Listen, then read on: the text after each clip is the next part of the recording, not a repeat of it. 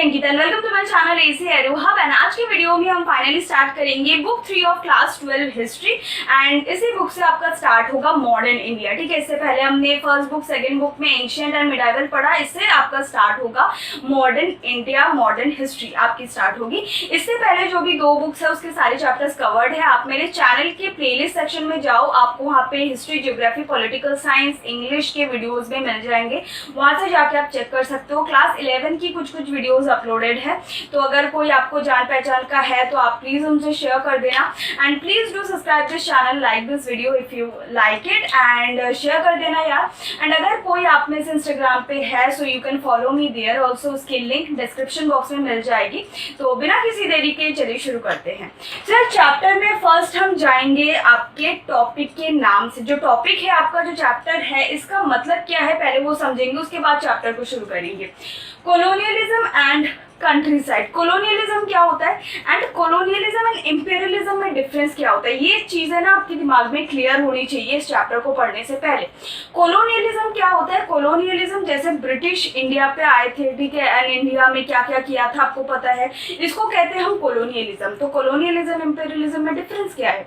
Colonialism देखो, जब कोई एक कंट्री, पावरफुल कंट्री, अपने से कम पावरफुल कंट्री में जाके कॉलोनीज बनाता है, क्यों? For cultural reason, for trade reason, economic reason. सबसे मेन इंपॉर्टेंट इकोनॉमिक रीजन, उसको उस कंट्री के रिसोर्सेज से मतलब है। ठीक है, जैसे इंडिया में आके ये रिसोर्सेज की एक्सप्लॉयटेशन हुई थी, तो कॉलोनियलिज्म में क्या होता है, जो भी कंट्री होती है, जैसे मान लो ब्रिटिश इंडिया में आए थे तो इन्होंने क्या किया था, रिसोर्सेज को एक्सप्लॉयट किया था। तो रिसोर्स एक्सप्लॉयट करना, कल्चरल अपना डोमिनेंस दिखाना, जैसे क्रिश्चियनिटी को स्प्रेड करने के मकसद से आए थे। तो तीन चीजें कॉलोनियलिज्म में होती है, God, gold, glory. God means cultural, वो फैलाओ अपना, ठीक है, अपनी क्रिश्चियनिटी को फैलाओ ताकि लोग भी हमारे इसको फॉलो करें, अपने धर्म को। गोल्ड मीन्स ट्रेड, रिसोर्स, इससे आप समझ सकते हो। एंड ग्लोरी मीन्स अब जितना कॉलोनी बनाओगे उतनी आपकी ग्लोरी है। This is colonialism. But imperialism क्या है? इंपीरियलिज्म में कल्चरल के साथ साथ, इकोनॉमिक के साथ साथ एक पॉलिटिकल वो भी आता है, पॉलिटिकल पावर गेन करने की भी बात आती है। जैसे ईस्ट इंडिया कंपनी, जैसे ब्रिटिशर्स, यहाँ पे इन्होंने क्या किया था, इन्होंने पहले तो ये ट्रेड करने के लिए आए थे, उसके बाद ये क्या करने लग गए, हमारे जो एडमिनिस्ट्रेशन है, पॉलिटिकल है, उस मैटर में भी घुसने लग गए। इन्होंने यहाँ पे वॉर भी किया, ठीक है, जो भी बाकी कंपनीज है, जैसे French East India Company, French East India Company, Dutch Company आई, तो इनके साथ भी उन्होंने लड़ाई की, हमारे यहाँ के राजा के साथ लड़ाई की। तो ये पॉलिटिकल एडमिनिस्ट्रेशन की भी बात आ गई। इतना क्लियर है? ओके। इसके बाद एक टर्म है कंट्री साइड। कंट्री साइड क्या होता है? Country side means, country side means जो अर्बन एरिया या फिर हम कह सकते हो जो शहर से दूर जगह है ना, ठीक है, कंट्री साइड, ठीक है, जैसे विलेजेस हो गए, ओके, विलेजेस वगैरह, पहाड़ी, जंगल, फॉरेस्ट, ये सब क्या हो गया, कंट्री साइड। तो बेसिकली हमें इस चैप्टर में क्या पढ़ना है कि जो कंट्री साइड में कॉलोनियलिज्म का इफेक्ट था वो कैसा था। कंट्री साइड में जो विलेजर्स थे, फिर जो जंगल में रहने वाले लोग थे, ट्राइब्स थे, इन पे इन कॉलोनियलिज्म का असर कैसा था, इसको हमें पढ़ना है। Okay, this is clear. इतना कॉन्टेक्स्ट दिमाग में रखना। एंड इसके बाद मैं 3 टर्म आपको बता दूं जो आपके चैप्टर में आएंगे, तो आपको ये याद रखना है, तो आपको ये चैप्टर इजी लगेगा। फर्स्ट है राजा। अब जहाँ पे भी अब राजा वर्ड देखोगे ना, तो यहाँ पे राजा वर्ड का मतलब क्या है? राजा मतलब वो किंग वाला राजा यहाँ पे नहीं चल रहा है, ठीक है, लिटरल मीनिंग में मत जाना। राजा मतलब होता है जमींदार, ठीक है, राजा मतलब क्या होता है? जमींदार। तो अब जहाँ पे ये वाला टर्म आपको दिखे, उसका मतलब आपको क्या समझना है? जमींदार। उसके बाद है परमानेंट सेटलमेंट। अब परमानेंट सेटलमेंट को लेके ये फर्स्ट पार्ट होने वाला है, ठीक है, परमानेंट सेटलमेंट, सनसेट लॉ।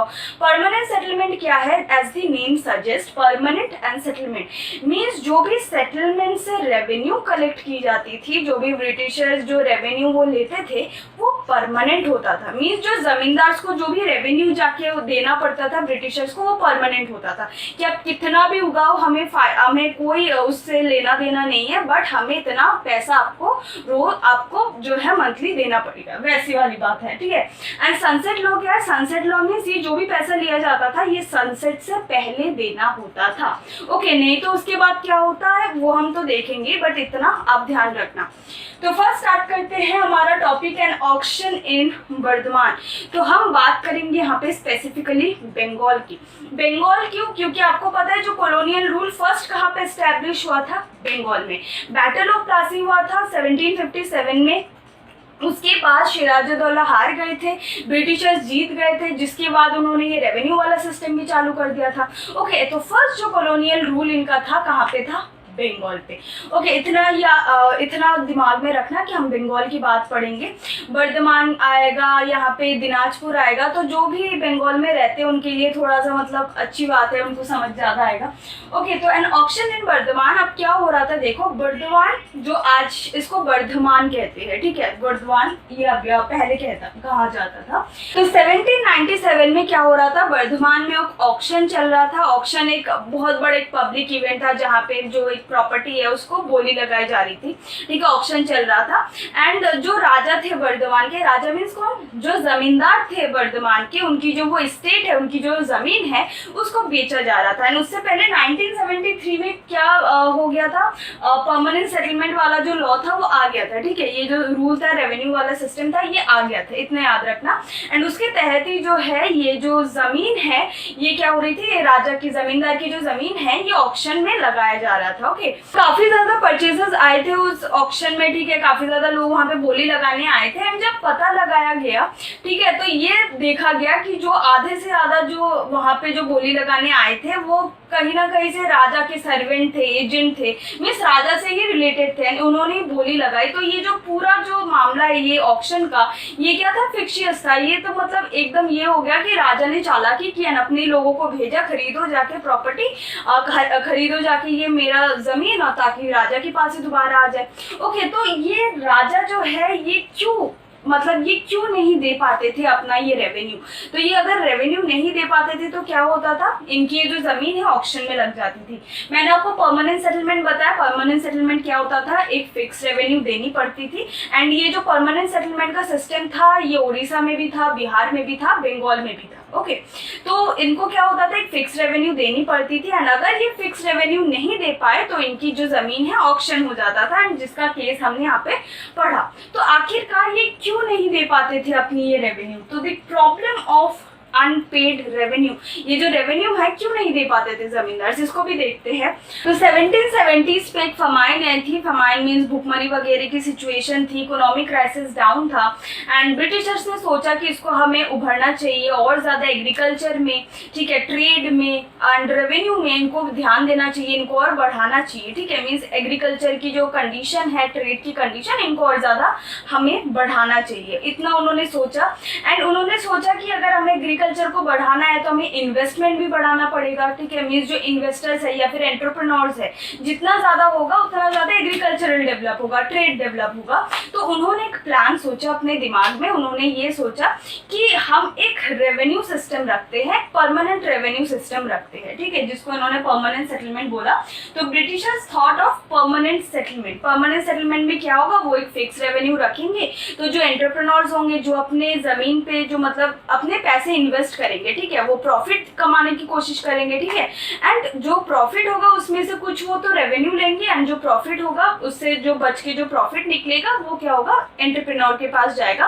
तो उन्होंने ये सोचा कि जो परमानेंट सेटलमेंट है उससे एक रेगुलर कैश फ्लो भी होता रहेगा, एक रेवेन्यू एक आता रहेगा, एक पैसा आता रहेगा रेगुलर वे में। एंड साथ में क्या होगा, जो इन्वेस्टमेंट वो करेंगे, जो लोग इन्वेस्टमेंट करेंगे उससे उनको प्रॉफिट होगी, तो उससे और ज्यादा मोटिवेटेड होंगे कि चलो एग्रीकल्चर में और पैसा डाला जाए और हम करते हैं और ज्यादा प्रॉफिट होगा, ठीक है, इस मोटिव से ये होगा।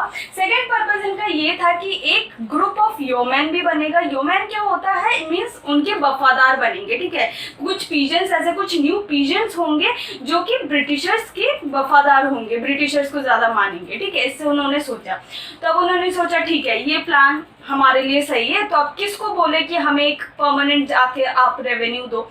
तो इन्होंने ऐसे सोचा कि जो एक रिच हो, जो अपने एग्रीकल्चर में इन्वेस्ट कर पाए ज्यादा, साथ में हमारे लिए काम भी कर पाए, मीन्स हमें रेवेन्यू भी दे पाए। तो उन्होंने सोचा हम रखते हैं जमींदार्स को एंड तालुकदार्स को।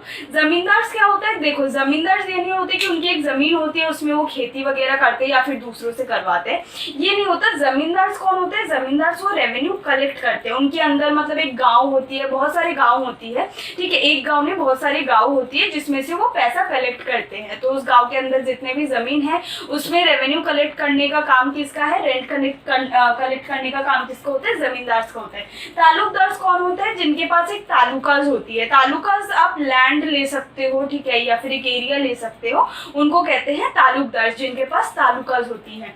तो जमींदार एंड तालुकदार, इनको बोला गया कि आप क्या करोगे, आप हमारे लिए आके एक परमानेंट रेवेन्यू दे के जाओगे, ठीक है। एंड ये बिकॉज ये अमीर होते थे, रिच होते थे, तो ये इन्वेस्टमेंट भी कर पाएंगे एंड प्रॉफिट होगा एंड इसको दे के भी जाएंगे। तो इतना सोचा गया कि जमींदार एंड तालुकदार ये योमैन भी बनेंगे, वफादार भी बनेंगे, ब्रिटिश के लिए काम करेंगे एंड खुद भी इन्वेस्टमेंट करेंगे। Then why the zamindars defaulted on payment? तो अगर ये सब सोचा गया, इतना बढ़िया प्लान बनाया गया कि इनकी इन्वेस्टमेंट होगी, प्रॉफिट होगा, हमारे पास पैसा आएगा, तो हुआ क्यों नहीं? Why these zamindars defaulted on payment? अब अपना बुक निकाल लो, यहाँ पे ये जो टॉपिक है Why zamindars defaulted on payment, ये वाला जो टॉपिक है इसमें पॉइंट्स दिए हुए हैं, अगर आप उसको मार्क करो, ठीक है। जो फर्स्ट पॉइंट है सेकंड पैराग्राफ में है। The first point is that the initial demands were very high. तो first why the zamindars defaulted? Because demand was high. Okay, अब डिमांड वाज हाई क्यों था? बिकॉज अब ये सोचा, देखो जो ब्रिटिशर्स है ना, इन्होंने चालाकी क्या की, इन्होंने सोचा कि यार ठीक है, अगर कम इनकी प्रॉफिट हुई या फिर कम कभी एग्रीकल्चर हुआ तो ठीक है, हमारे लिए रेवेन्यू सही है। बट अगर कभी किसी पेजेंट की रेवेन्यू जो है या फिर इनकम जो है, प्रॉफिट जो है ज़्यादा हुई, तो हम उसकी जो इनकम है उसमें से तो हम बोल नहीं सकते, हम मांग नहीं सकते कि यार आपकी इनकम ज़्यादा हुई है तो हमें रेवेन्यू भी ज़्यादा दो। तो इन्होंने क्या सोचा, पहले ही हम एक हाई स्टैंडर्ड रख लेते हैं, ठीक है। तो इन्होंने ये सोचा लॉस होने से तो बेहतर है कि हमारी प्रॉफिट हो, तो इन्होंने पहले डिमांड हाई रख लिया था। अब एग्रीकल्चर सबकी इतनी अच्छी होती नहीं थी, पैसे कहाँ से देंगे, ठीक है। So that is the first point. Second point आप यहाँ पे देखो, second the high demand was imposed in the 1790 a time when the prices of agricultural produce was depressed. तो 1790 वाज द सेकंड आपकी पॉइंट है, तो मैं यहाँ पे शॉर्ट में लिख रही हूँ। 1790 वो पीरियड था जहाँ पे एग्रीकल्चर वगैरह इतना सही नहीं चल रहा था, डिप्रेशन में चल रहा था, लोगों को इतनी खाने वाने की पड़ी नहीं थी, तो यार मतलब कहाँ से देंगे रेवेन्यू, ठीक है। इनकी एग्रीकल्चर इतनी बुरी हालत में थी, तो यहाँ से कैसे मिलेगा रेवेन्यू? तो ये हो गया आपका सेकंड पॉइंट। थर्ड पॉइंट है आपका सनसेट लॉ, ठीक है। थर्ड पॉइंट क्या है? Sunset law. मैंने ये सनसेट लॉ पहले ही बता दी थी, तो मैं इसको दोबारा नहीं बता रही। सनसेट लॉ में सनसेट होने से पहले इनको वो रेवेन्यू देना पड़ता था। अब जो रेवेन्यू नहीं दे पाता था वो डिफॉल्टर्स में आ जाता था। तो फर्स्ट हो गया demand was high, second is 1790 में डिप्रेशन चल रहा था, जिस वजह से लोग ही ज्यादा उगा नहीं पा रहे थे, तो रेवेन्यू कहाँ से देंगे और जमींदार को फिर टैक्स कहाँ से देंगे, ठीक है। सो उसके बाद है सनसेट लॉ। ये सनसेट से पहले रेवेन्यू कलेक्ट ही नहीं कर पाते थे, तो कहाँ से देंगे, इसलिए थर्ड डिफॉल्टीज ही हो गया। उसके बाद फोर्थ पॉइंट है लिमिटेड पावर ऑफ जमींदार। लिमिटेड पावर, फोर्थ पॉइंट क्या हो गया? Limited power. तो फोर्थ पॉइंट है लिमिटेड पावर। अब लिमिटेड पावर का मतलब क्या होता था? देखो कि ये जमींदार जो थे ना, इनके पास ज्यादा पावर नहीं थी। इनकी जो ट्रूप्स थी, फिर जो ये कोर्ट वगैरह थे ना, इसको सबने मतलब किसने कंट्रोल कर रखा था? कलेक्टर ने। अब ब्रिटिशर्स क्या चाहते थे कि यार ज्यादा पावरफुल भी ना बन जाए, ठीक है, इसको इसलिए जो ऑथोरिटी है उनको ज्यादा नहीं दिया था। तो क्या होता था कि इनके पास कोई पावर ही नहीं है, कुछ है ही नहीं, तो ये क्या करेंगे, किसको ये जाके मांगेंगे, ठीक है। अगर मान लो आपके टीचर्स के पास कोई पावर ही नहीं है, तो अगर आपको वो होमवर्क करने को बोले तो आप करोगे कभी, ठीक है। जो ईमानदार बच्चे कर लेंगे, जो ईमानदार नहीं है क्या करेंगे? नहीं करेंगे, क्योंकि उनको पता है पनिशमेंट तो होने नहीं वाली है, टीचर्स के पास कोई पावर ही नहीं है। So that is the case. Limited power था उस टाइम में, एंड मतलब इतना उनके पास पावर था कि हाँ जो भी डिफॉल्टीज है, मीन जो पेमेंट नहीं कर रहे उसके खिलाफ केस करे, ठीक है। बट उससे भी क्या फायदा, ये मतलब इतना लॉन्ग चलता था इनका जुडिशियल प्रोसेस कि उससे ना करना ही बेहतर था, ठीक है। तो इसलिए लिमिटेड पावर था, जिस वजह से ये नहीं कर पाते थे। एक और लाइन, एक लास्ट लाइन है आपके इस बुक में, आप यहाँ पे देखना एकदम नीचे है कि in Burdwan alone there were over 30,000 pending suits for the arrears of the rent payments. Suits क्या होता है, ठीक है, सूट जो यहाँ पे है, सूट मतलब होता है जो सिविल केसेस, ठीक है। ये जो केसेस है लैंड से रिलेटेड, अगर कोई पैसे नहीं दे रहा है तो आप इसके खिलाफ केस कर सकते हो, एंड जो केस होगा उसको क्या कहा जाता है? सूट। तो बुर्दवान में 30,000 से अबव सूट पेंडिंग थे, ठीक है, सिविल केसेस पेंडिंग थे, बिकॉज वहाँ की जुडिशियल प्रोसेस बहुत ज्यादा लॉन्ग होती थी, तो करना ना करने की बात है। तो that is all about the why zamindars defaulted on payment, ठीक है। एंड ये जो फोर्थ पावर है लिमिटेड, फोर्थ पॉइंट है लिमिटेड पावर। इसमें क्या हो गया था ना कि कलेक्टर की पावर ज्यादा बढ़ गई थी, क्योंकि कलेक्टर जो है उसकी ट्रूप्स, उसके जो और भी है जो कचहरीज मतलब कोर्ट्स वगैरह जो है सारे ये कंट्रोल करते थे कलेक्टर्स, तो इनकी पावर एक ज़्यादा हो रही थी। बट ये जो ज़मींदार थे इनकी पावर बहुत ज़्यादा लिमिटेड थी, जिस वजह से ये पेमेंट नहीं कलेक्ट नहीं कर पाते थे, तो कहाँ से देंगे, ठीक है। Okay, so that is all the 4th point, इतना हमने देख लिया। उसके बाद है कि दी राइज ऑफ जोतदार्स। जोतदार्स कौन थे, इनके बारे में हमें पढ़ना है, इनकी राइज कैसे हुई उनको हमें पढ़ना है। जोतदार्स कौन थे, जोतदार्स बहुत रिच पीजेंट्स थे, तो इनके पास जो है बहुत बड़ी पीस ऑफ लैंड होती थी, ठीक है, पीस ऑफ लैंड होती थी जहाँ पे ये क्या करते थे, कल्टीवेशन वगैरह करते थे, या फिर इसके अंडर कल्टीवेशन लोग करते थे, पीजेंट्स कल्टीवेशन करते थे, तो इसके अंदर एक बहुत बड़ी पीस ऑफ लैंड होती थी एंड बहुत रिच होते थे। सेकेंडली ये जो है लोकल जो ट्रेड है उसको भी कंट्रोल करते थे, तो लोकल ट्रेड जैसे हो गया मनी लेंडिंग वगैरह का, तो लोकल ट्रेड भी जो है ये करते थे। इतना समझ आया। तो local trade, piece of land means agriculture plus trade, ये दोनों ही कंट्रोल करते थे। एंड साथ में इनका एक और काम होता था, जमींदार्स को परेशान करना, ठीक है, ये इनको अपना काम नहीं करने देते थे। एंड जब जमींदार रेवेन्यू कलेक्ट नहीं कर पाते थे, ये बहुत ज़्यादा खुश होते थे, ठीक है, बिकॉज ये भी एक रिच क्लास थे, बट इनको इतना वो नहीं मिल रहा था, ये ब्रिटिश के अंडर काम नहीं कर रहे थे, ब्रिटिश ऑफिशियल से काम नहीं मिल रहा था, तो ये बहुत ज़्यादा खुश होते थे कि यार चलो इनको अपना काम ही नहीं करना आ रहा है। एंड दूसरी बात ये है कि जोतदार्स ना कहाँ पे रहते थे, विलेज में रहते थे, बट जमींदार जो है वो कहाँ पे रहते थे, अर्बन एरिया, शहर में रहते थे। तो जोतदार जो है वैसे ही ये बहुत ज़्यादा रिच थे, ऊपर से विलेज में रहते थे, मीन्स इनकी जो पावर थे विलेज में वो बहुत ज़्यादा थी, ठीक है। तो जो विलेजर्स वगैरह थे ना, तो उनके बीच में पावरफुल कौन था, ये जोतदार, जमींदार्स नहीं थे, बिकॉज जमींदार अर्बन एरियाज में रहते थे, उनकी कोई ज़्यादा इतनी कनेक्शन नहीं थी, बट ये जोतदार विलेज में ही रहते थे, एंड विलेज में ये क्या बन गए, बहुत ज़्यादा पावरफुल बन गए। ये क्या करते थे ना, कभी कभी ये जो और भी छोटे छोटे रैयत वगैरह है, पीजेंट्स वगैरह है, इनको भड़काते भी थे यार कि आप जमींदार आए तो इनको रेवेन्यू मत देना, ये गलत कर रहा है, ये कर रहा है, बहुत ज़्यादा रेवेन्यू है, मत देना, ऐसे करके इनको भड़काते भी थे, बिकॉज इनकी पावर ज़्यादा थी विलेज में, ठीक है। अब जहाँ पे आप रहोगे वहाँ पे आपकी पावर ज़्यादा होगी, अगर आप दूर में रह के किसी को कंट्रोल करोगे तो वो ज़्यादा नहीं हो पाएगा। तो जोतदार जो है ये पावरफुल थे, रिच थे, मनी ट्रेड प्लस एग्रीकल्चर ये दोनों कंट्रोल करते थे। साथ में ये क्या बोल सकते हैं आप कि अगर हम जमींदार की कंपैरिजन करें इनसे, तो विलेज में ये जोतदार बहुत ज़्यादा पावरफुल थे। जो नॉर्थ बंगाल है वहाँ पे इनकी पावर बहुत ज़्यादा थी, एंड कहीं कहीं पे इनको हावलादार्स, इनको गंतीदार्स, ये सब भी बोला जाता था। तो दैट इज अबाउट जोतदार। सो जोतदार कैसे हुए, जोतदार ये लैंड जो है इनके अंडर था, प्लस इनके पास ट्रेड भी था, साथ में विलेज में रहते थे इसलिए पावरफुल बने। एंड बुकानन की जो सर्वे है उसमें हम ज़्यादा देख सकते हैं। तो यही सब आपको लिखना है जोतदार के बारे में, ठीक है। तो जोतदार इज कंप्लीट। जोतदार क्या थे ये हमने देखा। अब देखो क्या हुआ, ये जो जमींदार थे ना, अब ये परेशान हो गए थे, इनके पास कोई चारा ही नहीं था, ठीक है, रेवेन्यू कलेक्ट नहीं कर पाते थे, जोतदार से रेवेन्यू कलेक्ट करने नहीं देते थे, इतनी ज़्यादा परेशानी है, तो ये करे क्या। तो इन्होंने भी बहुत ज़्यादा बुद्धि सोची, एंड उन्होंने क्या सोचा कि जमींदार जो है इन्होंने भी कुछ तरीके अपनाए, ताकि है ना कि ये जो ज़मीन वमीन का है या फिर इनको जो देना पड़ता था, ऑक्शन करना पड़ता था अपने ज़मीन, इससे वो बच जाए। अब क्या करते थे ये देखो, फर्स्ट ऑफ ऑल ये जो है ना ट्रांसफर कर देते थे अपनी प्रॉपर्टी किसको पास, अपनी मम्मी के पास, ठीक है, मदर वाइफ इनके पास वो अपनी जमीन ट्रांसफर कर देते थे, क्योंकि जो वेमेंस की लैंड है वो लिया नहीं जा सकता था। तो पहले ये क्या करते थे, अपने मम्मी या फिर वाइफ किसी वेमेन के नाम पे ट्रांसफर कर देते थे अपनी ये जमीन। सेकंड ये है कि जो अपने बेनामी करते थे, ठीक है, हम एक वर्ड में बोले तो बेनामी होता था। तो सेकंड है बेनामी। और देखो क्या होता था कि जब कोई जमींदार अपना रेवेन्यू नहीं दे पाता था तो उसकी जमीन ऑक्शन, उसकी जमीन को जो है ऑक्शन किया जाता था।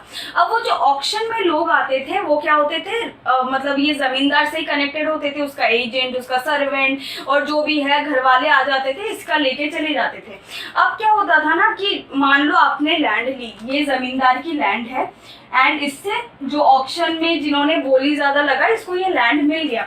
अब जिसने इसमें बोली लगाई, अब अगर वो पेमेंट नहीं कर पाया, जितनी उसने बोली लगाई अगर उसने पेमेंट नहीं कर पाया, तो ये ज़मीन जो है वापस किसके पास चली जाएगी, जमींदार के पास।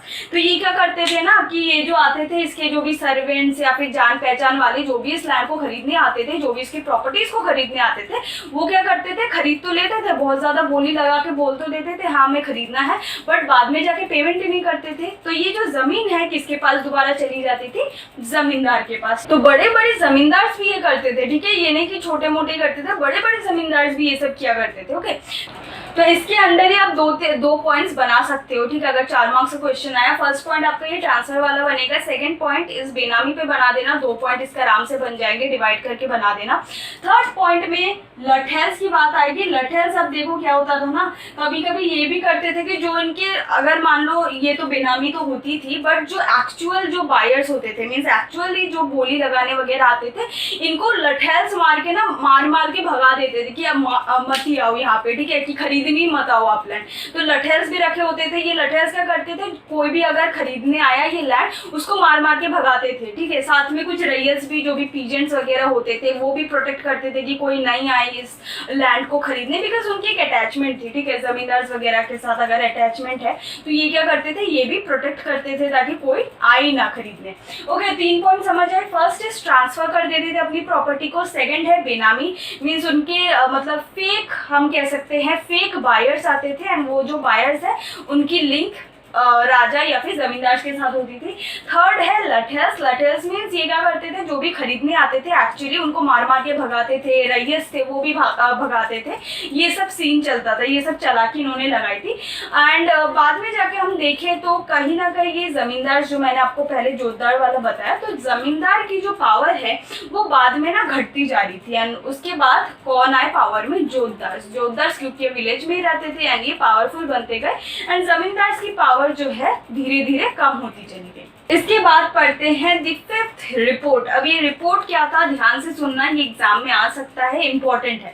ये रिपोर्ट क्या था, फर्स्ट इसके कुछ डेफिनेशंस देख लेते हैं, वही घिसी पिटी। Report for 5th report, as the name suggest, 5th report means एक सीरीज ऑफ रिपोर्ट था, उसमें से 5वां report. Okay, so the 5th of the series of reports on administration and activities of East India Company. ये क्या था, मैं आपको थोड़ा डिटेल में बाद में बताती हूँ। ये क्या था, पहले आप इसकी थोड़ी डेफिनेशन सुन लो। ये क्या था, सीरीज ऑफ रिपोर्ट्स थे कुछ, जो कि ईस्ट इंडिया कंपनी के एडमिनिस्ट्रेशन और उनकी एक्टिविटीज कैसी चल रही है उसकी एक रिपोर्ट जो है इंग्लैंड जाती थी, ब्रिटिश के पास, ब्रिटिश क्राउन के पास जाती थी, गवर्नमेंट के पास जाती थी। इनकी ये रिपोर्ट कि ये ईस्ट इंडिया कंपनी यहाँ पे कौन सी एक्टिविटीज कर रही है, क्या एडमिनिस्ट्रेशन चला रही है, इन पे एक रिपोर्ट जो है ब्रिटिश गवर्नमेंट के पास जाती थी। एंड जो 5वां रिपोर्ट है उनमें से इसको कहते हैं द 5th रिपोर्ट। ये 1002 पेज के लगभग होते थे एंड ओवर 800 पेजेस में क्या लिखे होते थे, अपेंडिसेस, और उसमें होती थी जो भी पिटिशंस वगैरह फाइल हुए हैं ना, जमींदार वगैरह ने जो पिटिशन वगैरह दिया है उसके बारे में लिखा होता था, ठीक है। ये है बेसिकली आपकी 5th रिपोर्ट। तब क्या थी पूरी बात सुनो। तो ये जो कंपनी यहाँ पे जो रूल हो रही थी, तो वो ईस्ट इंडिया कंपनी रूल कर रही थी। वो एक कंपनी थी, वो गवर्नमेंट नहीं थी, वो एक कंपनी थी। अब क्या था ना कि वहाँ पे जो अदर कंपनीज थी उनको इस ईस्ट इंडिया कंपनी की जो मोनोपोली है इंडिया में वो अच्छी नहीं लगती थी। तो वहाँ पे बाकी कंपनीज भी है, मान लो ये जो है इंडिया पे मान लो रिलायंस कंपनी है। अब रिलायंस कंपनी किसी और की कंट्री में जाके कॉलोनी बनाता है, वहाँ पे एडमिनिस्ट्रेशन वगैरह पॉलिटिकल वगैरह देखता है, तो यहाँ पे अदर कंपनीज को भी जेलस फील होगी कि एयरटेल वगैरह है, आइडिया है, वोडाफोन है, उनको भी क्या लगेगा कि यार इनकी जो मोनोपोली है अच्छी नहीं है, हमें भी जाना है, हमें भी इंडिया की मोनोपोली चाहिए। तो ऐसी बात थी। तो वहाँ पे ईस्ट इंडिया कंपनी की जो ये मोनोपोली है इंडिया पे, ये बहुतों को पसंद नहीं थी, बहुत सारी कंपनीज को पसंद नहीं थी। एंड ये बोल रहे थे ब्रिटिश क्राउन को कि हमें भी इंडिया की मोनोपोली चाहिए, हमें भी वहाँ पे जाके ट्रेड करना है। एंड जब ब्रिटिश गवर्नमेंट को ये पता चला ये जो कंपनी है ये अपने फायदे के लिए क्या कर रही है, करप्शन कर रही है, मैल एडमिनिस्ट्रेशन कर रही है, बंगाल में भी इन्होंने कन्क्वेस्ट कर दिया, ठीक है। ये सब जब पता चला तब ब्रिटिश गवर्नमेंट ने क्या किया, इनके खिलाफ कुछ एक्ट्स जारी किए। एंड उसमें उन्होंने ये बताया कि ये जो भी कंपनी यहाँ पे जो भी कर रही है, जो भी इनकी एक्टिविटीज है, जो भी एडमिनिस्ट्रेशन है, इसकी पाई की रिपोर्ट किनको चाहिए, ब्रिटिश गवर्नमेंट को चाहिए। अब इनको क्या करना पड़ा था, इन्होंने एक सिलेक्ट कमेटी बनाई थी जहाँ पे 5th रिपोर्ट बनता था। एंड उसके बाद जाके वो ब्रिटिश इंग्लैंड जाता था एंड वहाँ की जो पार्लियामेंट है वो सारी चीजें चीज़ें इन पे डिस्कस करते थे, डिबेट करते थे। एंड ये जो एक्ट है, ये जो रिपोर्ट्स है इसलिए बनाए जाते थे ताकि British government east India company में ध्यान रख सके कि ये क्या कांड कर रही है, वहाँ पे जाके क्या इनकी एडमिनिस्ट्रेशन है, क्या सब कर रही है, इनको पता लगाने के लिए ये इन्होंने एक्ट जारी किए थे। एंड इसी 5th रिपोर्ट में से हमें जो है पता चला था कि ये जो जमींदार है क्या करते थे, फिर इनके ऑक्शन कैसे फेक वगैरह ऑक्शन किए जाते थे, इन सब चीज़ों के बारे में वहीं से हमें पता चला था। ठीक है, so that is about the 5th report. And एक बात ये भी ध्यान रखना कि जो भी कंसेप्शन हमारे रूरल इंडिया को लेकर है कि रूरल इंडिया में उस टाइम में क्या इफेक्ट पड़ा था, क्या चल रहा था, ये सब जो भी इंफॉर्मेशन मिली है हम इस चीज़ को देख के हमें मिला है, मतलब इन रिपोर्ट से ही पता चला है, बिकॉज उसमें हर एक चीज़ें लिखी जाती थी तो इससे ही हमें पता चला है। बट यार रिसर्चर्स का कहना ये था कि हमें टोटली इस 5th रिपोर्ट पे डिपेंड नहीं करना चाहिए, बिकॉज 5th रिपोर्ट जो लिखी जाती थी वो ब्रिटिशर्स के द्वारा, जो ईस्ट इंडिया कंपनी के लोग थे वही लिखते थे, तो वो अपने बारे में क्या लिखेंगे, बहुत अच्छी अच्छी चीज़ें लिखेंगे, बट उसमें कोई क्रिटिक्स नहीं है। ठीक है, मेन चीज़ ये है कि उसमें कोई क्रिटिक्स नहीं है। तो रिसर्चर्स जो थे उनका कहना ये था कि हमें कंप्लीटली 5th रिपोर्ट में बिलीव नहीं करना चाहिए, हमें उसके साथ साथ क्रिटिक्स को भी देखना चाहिए, जो जमींदार का कहना था, जो रैयत वारिस का कहना था, जो जोतदार थे उनका क्या कहना था, विलेजर्स थे उनका क्या कहना था। ठीक है, बिकॉज अगर हम लोगों से पूछेंगे जिन्होंने उन चीज़ों को फेस किया है तभी वो सच बातें बताएंगे, वो क्रिटिक्स बताएंगे, नहीं तो अगर हम 5th रिपोर्ट को देखेंगे तो उसमें तो हमें बस उनकी तारीफ दिखेगी, उनकी बस अच्छी अच्छी चीज़ें दिखेंगी। इसलिए हमें जो कंसेप्शन बनाना चाहिए विलेजर्स के बारे में, या फिर उस टाइम में कैसा कॉलोनियलिज्म था उस टाइम के बारे में अगर हमें कंसेप्शन बनाना है तो 5th रिपोर्ट के साथ साथ हमें और क्या चीज़ें देखनी पड़ेगी, the critics, the records of the zamindar, jotedar, ये जो भी थे इनकी रिपोर्ट्स हमें देखनी पड़ेगी। एज वेल एज इस 5th रिपोर्ट में हमें एग्जैजरेटेड वे में, हमें एक डिस्क्रिप्टिव वे में इन जमींदार के कोलैप्स नजर आते हैं। ठीक है, कि ये कैसे कोलैप्स कर गए, ये कौन से मेथड्स अपनाते थे ऑक्शन के टाइम पे, ये जो सारी चीज़ें हैं जमींदार के बारे में ये बताई गई है कि क्या था। ठीक है, that is all about 5th report. यही आपको लिखना है एग्जाम में कि क्यों ये 5th रिपोर्ट आया था एंड क्यों हमें इसे सोलली कंसिडर नहीं करना चाहिए, क्यों हमें क्रिटिक्स भी ऐड करना चाहिए, एंड इसमें क्या लिखा गया था जमींदार के बारे में भी वो आपको अच्छे से पढ़ना है। So that is all about the first part. इससे रिलेटेड जो बैक क्वेश्चन है उसको हम फटाफट देख लेते हैं। तो अगर हम पीछे देखेंगे 2-3 क्वेश्चन इस पार्ट से रिलेटेड है। सो फर्स्ट हो गया, why did jotedars a powerful figure in many areas of the rural. So 100 to 150 words में जो जो आपको आंसर लिखना है, मैंने इस वाले टॉपिक में बताया था हाउ दी जोतदार्स राइज, उसमें वो सारी चीज़ें आपको इस पॉइंट पे लिखनी है कि कैसे ये राइज हुए, क्यों ये पावरफुल बने, क्योंकि विलेजेस में ही रहते थे, इनके पास लैंड होता था, ट्रेड होता था। ओके, सेकंड क्वेश्चन है जो आपका, how did zamindars manage to retain control over their zamindari. कैसे इन्होंने 3-4 तरीके अपनाए थे। ओके, बेनामी का अपनाया था, लठेल्स का अपनाया था, ये सारी चीज़ें जो है इसको आपको लिखना है।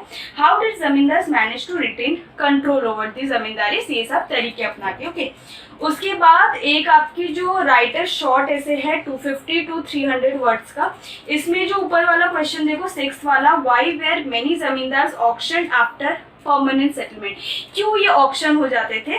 तो इसमें मैंने आपको जो रीज़न बताए थे यहाँ पे आप देख सकते हो, आपको मैं पेज नंबर बता देती हूँ, एंड दैट इज दी 260। ठीक है, 259 से 260 में वहाँ पे रीजंस लिखे हुए हैं। ठीक है, एक तो सनसेट लॉ, एक उसके बाद इनिशियल रेवेन्यू बहुत ज़्यादा हाई था तो लोग दे नहीं पाते थे, इनके पास कोई ज़्यादा पावर नहीं होता था, एंड ये सारी चीज़ें जो है इसमें आपको लिखना है in a detail manner. So that is all about this part. इसकी पार्ट 2 जो है जल्दी आ जाएगी। सो अगर ये वीडियो पसंद आए तो इसको लाइक कर देना, चैनल को सब्सक्राइब कर देना, एंड हम मिलते हैं अगले वीडियो में। Till then stay tuned, bye bye.